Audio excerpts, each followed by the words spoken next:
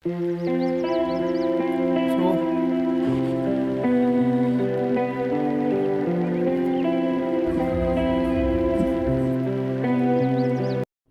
Good morning everyone.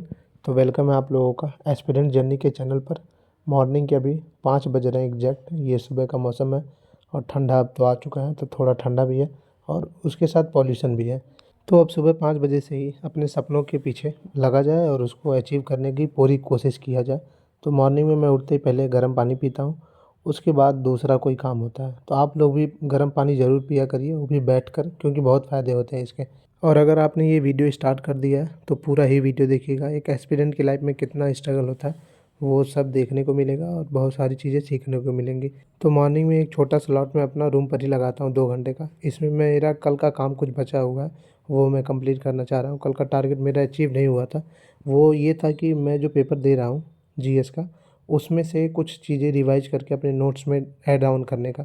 तो वही वही था, तो वो बचा हुआ था, तो उसको कंप्लीट करके फिर मैं आता हूँ लाइब्रेरी। तो अब मैं लाइब्रेरी के लिए निकल चुका हूँ, लाइब्रेरी पहुँच रहा हूँ। लाइब्रेरी आ भी जाता हूँ, कुछ बच्चे आ भी चुके थे क्योंकि अभी 7:30 हो रहा है मॉर्निंग का। तो अब मैं स्टार्ट किया हूँ जियोग्राफी, क्योंकि जियोग्राफी का एक टेस्ट और बचा हुआ है जिसमें पूरी जियोग्राफी आ रही है, तो इसलिए उसका रिवीजन कर रहा हूँ। जियोग्राफी में एक इम्पॉर्टेंट कॉन्सेप्ट मैं पढ़ रहा था, टॉर्नेडो। टॉर्नेडो क्या होता है ये आई थिंक सबको पता होगा। तो टॉर्नेडो को एक वर्ड और बोलते हैं, ये बताइएगा जिसे जिसे पता होगा।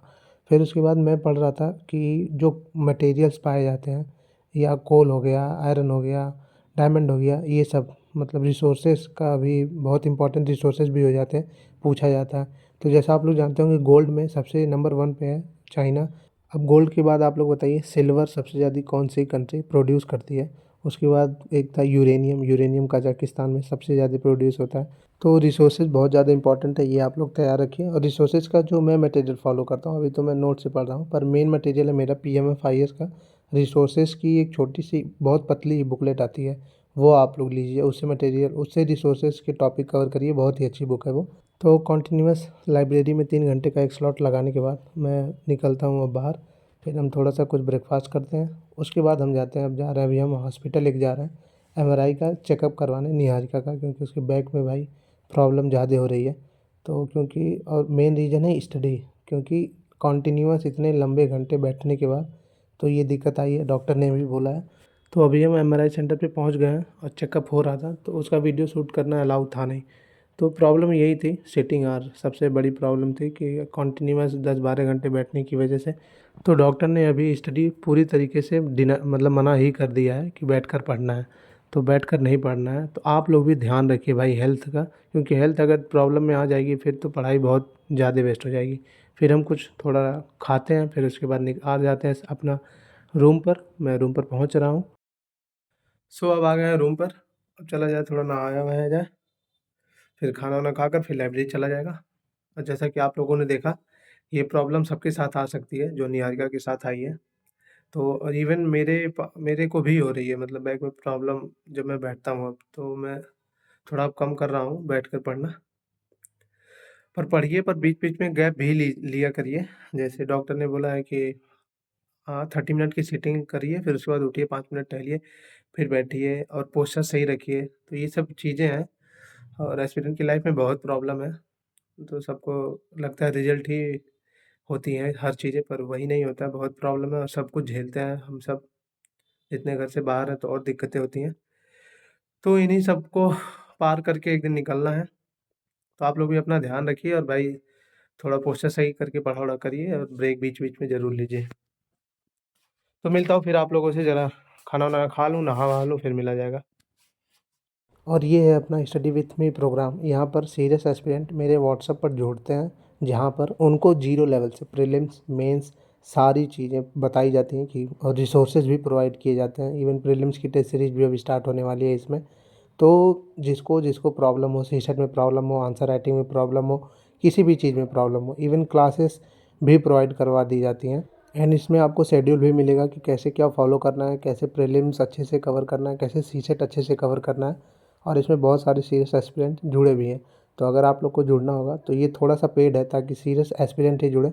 कमेंट सेक्शन में मेरा टेलीग्राम आईडी दिया गया, वहाँ पर मैसेज करिए और जुड़िए और खूब मेहनत करिए साथ में। तो आज मैं लंच करने के बाद आधे घंटे का नैप लेता हूँ और लाइब्रेरी नहीं जाता हूँ, क्योंकि पॉल्यूशन भी ज़्यादा है और थोड़ा मेरे भी बैक में प्रॉब्लम है।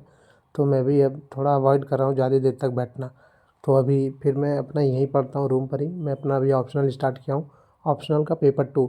अब इसमें जो मैं पढ़ रहा था वो चीज़ें भी आप सबके लिए बहुत इंपॉर्टेंट है। जैसे मैं कौटिल्य के जो चीज़ें दी हैं कौटिल्य ने, उनके बारे में पढ़ रहा था।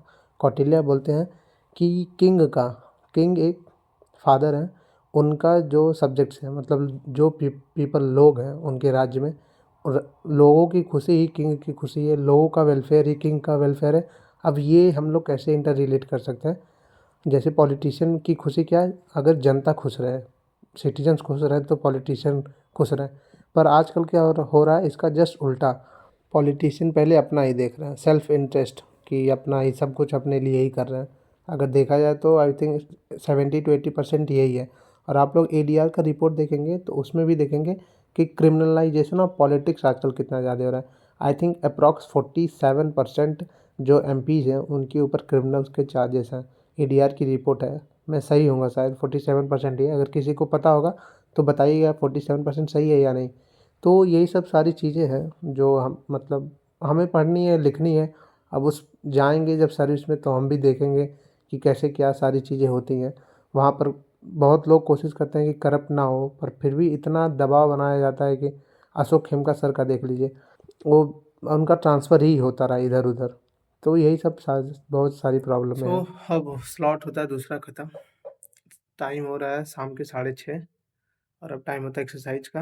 आज मैं रूम पर ही पढ़ा क्योंकि मुझे भी थोड़ा बैक में प्रॉब्लम है और पॉल्यूशन भी बहुत ज़्यादा है। तो अभी थोड़ा अवॉइड ही करूँगा कुछ दिन रूम पर ही पढ़ने का, और थोड़ा लेट कर पढ़ने का, यही चलेगा। पर पढ़ना ज़रूरी है, पढ़ा ज़रूर जाएगा कुछ भी हो। तो फिर चलते हैं, मिलेंगे फिर लाइब्रेरी में। सॉरी सॉरी, फिर मिलेंगे जिम में। ये आदत सी पड़ गई है, अच्छी आदत है, पर आप लोगों को भी पढ़नी चाहिए पढ़ाई की आदत। तो चलते हैं, फिर मिला जाए, थोड़ा एक्सरसाइज कर लिया जाए, बॉडी को थोड़ा रिलैक्स मिलेगा हल्का ही। फिर आते हैं, फिर अपना स्टडी स्टार्ट किया जाएगा। तो मैं आ जाता हूँ एक्सरसाइज करने। अब एक्सरसाइज स्टार्ट करने से पहले मैं थोड़ा योग वाली एक्सरसाइज किया था जो बैक की थी, ताकि थोड़ा रिलैक्स मिले। तो एक्सरसाइज भी एक लाइफ का पार्ट बनाइए, मैं हमेशा हर एक वीडियो में बोलता हूँ, क्योंकि इससे बहुत फ़ायदा होता है। जितने लोग करते होंगे एक्सरसाइज वो जानते होंगे।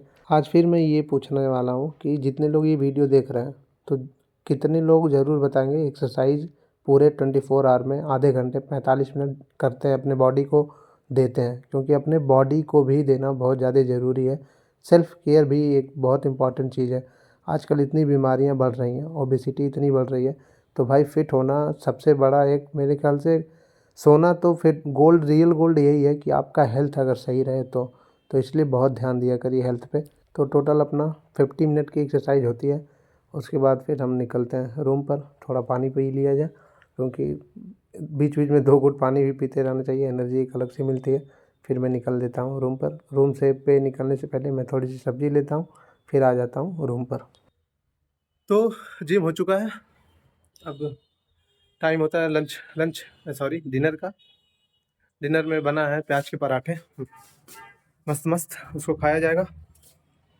फिर उसके बाद लाइब्रेरी भागा जाएगा। और अब तो लाइब्रेरी कोशिश किया जाए जितना कम जाया जाए, अब भाई बहुत पॉल्यूशन हो रहा है। तो फिर मिलते हैं आप लोगों से, ज़्यादा थोड़ा नाश्ता पानी कर लिया जाए, पेट पूजा कर लिया जाए। देन अगेन मैं आ जाता हूँ लाइब्रेरी। अब थोड़ा सा स्लॉट लगाऊंगा यहाँ पे 2 घंटे का। उसके बाद फिर अपना टाइम आज का हो जाएगा ख़त्म, पूरा अपना टारगेट भी कंप्लीट हो जाएगा। और आप लोग भी टारगेट के हिसाब से चलिए। अब आप लोग देखेंगे तो अप्रॉक्स 150 डेज बचे होंगे, जिसमें आप लोग 10 से 15 दिन या 20 दिन मैक्सिमम मेंस को दे सकते हैं। उसके बाद पूरा प्रीलिम्स को ही देना है। और कोई मतलब परेशान होने की बात नहीं है। अगर कोई भी डाउट आ रहा हो तो स्टडी विथ मी वाला प्रोग्राम ज़रूर ज्वाइन करिए। वहाँ पर 1 जैन से टेस्ट सीरीज भी प्रीलिम्स की स्टार्ट हो जाएगी।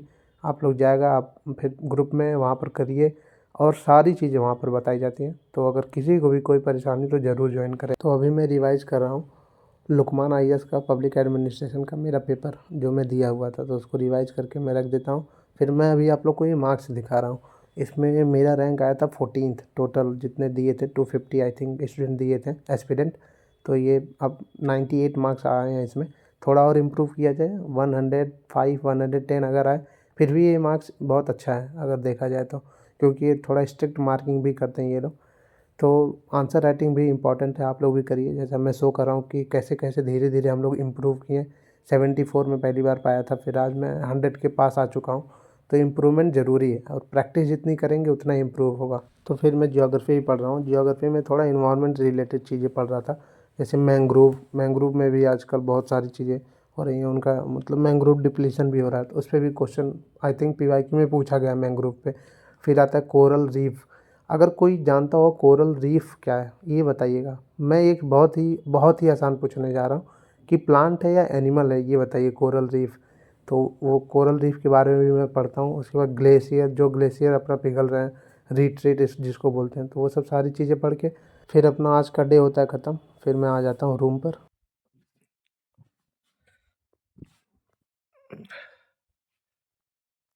तो ये था पूरा डे का ब्लॉग। आज बहुत सारी चीज़ें हुई, पढ़ा भी गया, थोड़ा एक्सरसाइज भी हुई, हर चीज़ हुआ, रिवाइज। इस वक्त सबसे ज़्यादा ज़रूरी है रिवीजन। जितने मेंस के आपके जितने सब्जेक्ट्स हैं, एक एक करके सब रिवाइज करिए, साइड करिए, और 1 घंटे आंसर राइटिंग भी करते रहिए अगर आंसर राइटिंग ना किए हो तो। ठीक है, तो इस वक्त रिवीजन है, 15 जन तक अपना प्लान है। फिर उसके बाद प्री स्टार्ट होगा। और जितने लोग स्टडी विथ मी में जुड़े हैं उनको तो पूरा अच्छे से प्लान भी सब कुछ पता है। तो अगर कोई भी प्रॉब्लम आ रही है तो आप लोग भी ज़रूर जुड़िए, बहुत ही बेनिफिशियल होगा आप लोगों के लिए। और खूब मन लगा कर पढ़िए, खूब मन लगा कर पढ़िए। और आज का डे यहीं ख़त्म करना चाहता हूँ एक लाइन के साथ। मैं पढ़ा था कि हर हर रोज़ यही सोचकर सोते हैं कि हर रोज़ यही सोचकर सोते हैं कि किसी दिन वह सुबह होगी जिस दिन हमारे सपनों ने हकीकत में करवट बदल ली होगी। मतलब एक दिन ज़रूर वो आएगा जिस दिन आपकी मेहनत, हमारी मेहनत, सबकी मेहनत रंग लाएगी, और वो पीडीएफ में आप भी, हम भी, अपना नाम पाया जाएगा। पर वो सेल्फ बिलीफ होना चाहिए कि हाँ, मैं लाऊँगा, हाँ, मैं लाऊँगी, लाऊँगा जो भी। तो जब तक वो नहीं आएगा अंदर से कि हाँ, मैं बन के दिखाऊँगी, बन के दिखाऊँगा, तब तक नहीं हो पाएगा। तो भाई सबसे पहले अपने ऊपर भरोसा रखिए और खूब मेहनत करिए, जी-जान लगा दीजिए। जय हिंद, मिलते हैं, तब तक के लिए खूब पढ़िए और टाइम वेस्ट नहीं करना है, खूब मोटिवेटेड रहिए, कुछ नहीं सोचना है, केवल अपना कर्म करिए, फल ईश्वर के हाथ में है, वो ज़रूर मिलेगा। बाय-बाय, वीडियो पसंद आई हो तो ज़रूर लाइक, सब्सक्राइब करिएगा।